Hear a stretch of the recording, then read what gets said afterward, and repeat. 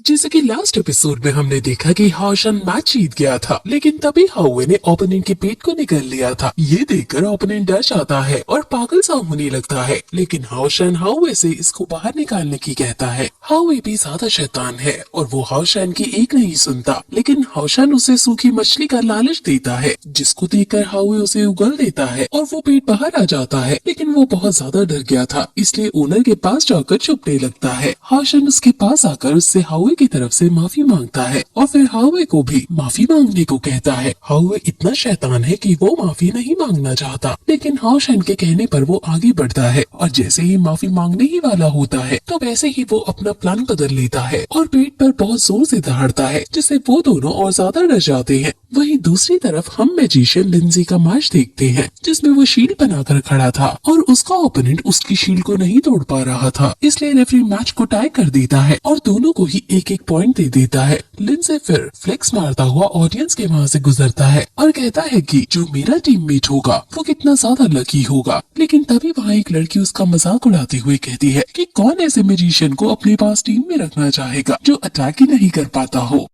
लिंजी ये सब देख रही है और वो सोचती है कि एक डेमन हंट टीम के अंदर एक मैजिशियन ही मेन अटैक जनरेटर होता है, लेकिन लिंजी को अटैक करना बिल्कुल नहीं आता है। अगर हाउशन इसके साथ टीम बनाएगा तो हाउशन का काफी नुकसान होगा। ये बात उसने टीचर ये हुआ से भी करने की कोशिश की थी, लेकिन उन्होंने कहा था कि अभी इस बारे में बात करने का कोई फायदा नहीं है, क्योंकि हम नहीं जानते कि हाउशन टॉप टीम में आ भी पाएगा या नहीं। जब समय आएगा हम तब सोच लेंगे। लिंजी को लिंजिन के ऊपर बहुत गुस्सा आ रहा था और रेफरी अगला मैच अनाउंस करता है, जो कायर और हीलर सीमा जियान के बीच होना है। हीलर सीमा बहुत ज्यादा खुश है क्योंकि वो शुरू से ही कायर जैसी स्ट्रॉन्ग ओपोनेंट से लड़ना चाहता है। कायर खड़े होकर उसके सामने जाती है और लिंजिन ये देखकर सीमा के ऊपर बहुत हंसता है, क्योंकि वो सिर्फ 4th लेवल का हीलर है। लेवल 5 की असासिन को तो वो हरा ही नहीं सकता है। कायर जरूर इसका कीमा बनाने वाली है। हीलर उसके सामने अपना कोट हटाता है और लड़ने के लिए तैयार हो जाता है। अब रेफरी मैच शुरू करता है और मैच शुरू होते ही हीलर कायर की तरफ अटैक करने दौड़ता है। वो अपने बड़े से गदा से कायर पर हमला करता है, लेकिन कायर अपने स्ट्रॉन्ग अटैक से बच जाती है और अब वो भी अपनी तेज स्पीड का यूज करके उस पर हमला करती है और दोनों में कॉम्बैट फाइट शुरू हो जाती है। और इसमें कायर के पास एक अपर हैंड मिलता हुआ नजर आता है और फिर कायर हीलर को धक्का देकर पीछे फेंक देती है, जिससे हीलर एक खंबे से टकरा जाता है और वो खुद उसके हथियार पर खड़ी हो जाती है। ये देखकर लिंजी हैरान हो जाती है कि कायर इतनी ज्यादा स्ट्रॉन्ग है, उसने जरूर लेवल 5 को भी सरपास कर दिया होगा। हीलर जो कि मार खाकर अब उठता है, उसे बहुत ज्यादा गुस्सा आ रहा है। वहीं कायर उसी के हथौड़े को उसको देकर मारती है, जिसे वो अपने हाथों से रोक देता है और उसकी बॉडी में कुछ चेंजेस होने लगते हैं। उसके आसपास लाल ऑरा आने लगता है और अब वो कायर से कहता है कि वो अब कोई मर्सी नहीं दिखाएगा, इसलिए सावधान हो जाओ। ये रेज ट्रांसफॉर्मेशन है जो कि सिर्फ बर्सर्कर ब्लड लाइन वाले ही कर सकते हैं। इसने जरूर डेथ और लाइफ के टेस्ट को पार किया होगा जो ये वाली ट्रांसफॉर्मेशन कर पा रहा है। लगता है कि इस किड ने बहुत ज्यादा पेन सफर किया है, लेकिन वहाँ बैठे एल्डर्स को समझ नहीं आ रहा है कि फिर ये आखिर हीलर क्यों बन गया। हीलर सीमा अब अपनी फुल पावर को गैदर करके कायर पर अटैक करने के लिए आगे जाता है और इस अटैक को जब कायर डॉज करने की कोशिश करती है तो वो झटके से खुद भी 4 कदम दूर हो जाती है और फिर तुरंत हीलर सीमा उस पर हमला कर देता है। अब हमें हीलर सीमा भारी पड़ता हुआ नजर आता है। लिंजिन ये देखकर हैरान है कि आखिर इस गंजे के पास इतनी अच्छी एबिलिटी कहाँ से आई, जो कि असासिन नंबर 1 को भी प्रेशर में डाल रही है।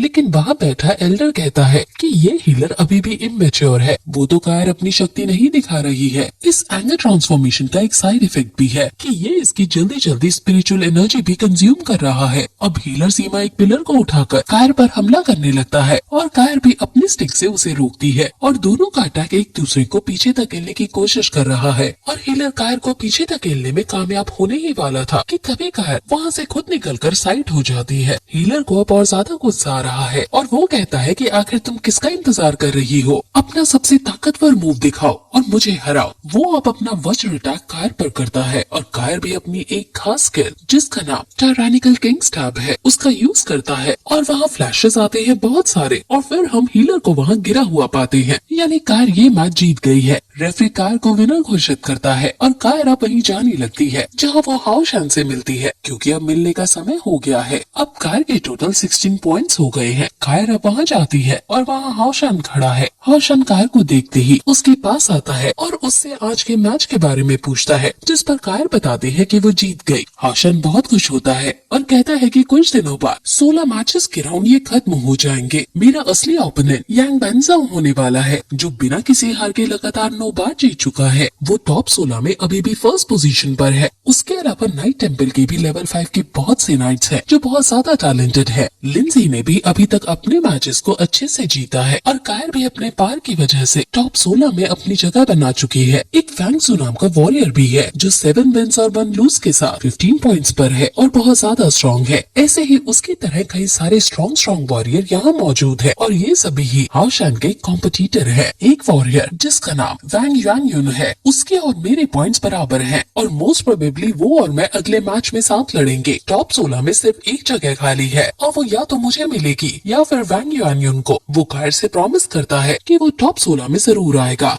वहीं अब रात को हाओशान और टीचर ये हुआ वॉरियर वैंग के बारे में डिस्कस करती हैं कि वो वॉरियर टेम्पल से एक न्यूबी है जिसकी कल्टीवेशन लेवल 4 की है। पार के कंपैरिजन में हाओशान उससे थोड़ा सा वीक है। वो हाओशान से स्पीड के मैटर में भी ज्यादा फास्ट है, लेकिन डिफेंस और एनर्जी के केस में हाओशान उसको ओवरकम करता है। एक बात जो उसके बारे में हैरान करती है वो ये है कि वो एक वॉरियर है, लेकिन कभी उसने अपना वेपन यूज नहीं किया। शायद वो उसका सीक्रेट किलर मूव होगा। लगता है टॉप 16 में आने के लिए लास्ट मैच तुम्हारे लिए आसान नहीं होने वाला है। हमने वॉरियर वैंग की ताकत देख ली है कि वो कितना स्ट्रॉन्ग है और वो ऐसी वॉरियर है कि वो एक संग कई ट्रेन सैनिकों को संभाल कर उन्हें मार सकती है। वो उसके बारे में और सोचने लगता है और सोचता है कि कहीं वो साउथ ईस्टर्न फॉर्म में तो ट्रेन नहीं हुई। अब वही हम टूर्नामेंट के एल्डर्स के बीच एक मीटिंग देखते हैं जहाँ एल्डर बताते हैं कि south eastern fort warrior temple के द्वारा गार्ड किया जाता है, लेकिन डेमन्स के अचानक इतने गंभीर हमले से वहाँ काफी लॉस हुआ है। वो हमारी फर्स्ट लाइन ऑफ डिफेंस है जहाँ उन्होंने बहुत ज्यादा तबाही मचाई है और अब हम उन्हें और ज्यादा सक्सेसफुल होने नहीं दे सकते हैं। उनके आने के 6 पासेस हैं और हम किसी भी पास को डिस्ट्रॉय नहीं होने दे सकते हैं। वही हम एल्डर के ग्रैंडसन को देखते हैं जो पैकिंग करते हुए दुखी हो रहा है और अपने माँ बाप को याद करता हुआ कहता है कि मैं ग्रैंडपा के दिखाए हुए रास्ते पर नहीं चल सकता हूँ, लेकिन मेरे पास अपना खुद का एक रास्ता है डेमन से डील करने का। मैं डेमन हंट टीम में पार्टिसिपेट करने के चांस को खो चुका हूँ, इसलिए मैं फ्रंट लाइन में नहीं जा सकता, लेकिन अब मैंने बॉर्डर पर जाने का डिसाइड किया है और वहाँ से लोअर क्लास सोल्जर से अपना सफर शुरू करूंगा। मुझे यकीन है कि एक दिन अपने माँ बाप की मौत का बदला जरूर लूंगा। वो अपने ग्रैंडपा के लिए ये लेटर लिखकर छोड़ रहा है और वो कमरे से बाहर निकलता है, लेकिन तभी कुछ सैनिक वहाँ से जल्दी से उसे जाते हुए नजर आते हैं और उसे पता चलता है कि डेमन्स ने बॉर्डर पर हमला कर दिया है और उसे समझ आ जाता है कि अब उसे क्या करना चाहिए और फिर ये एपिसोड यहीं खत्म हो जाता है।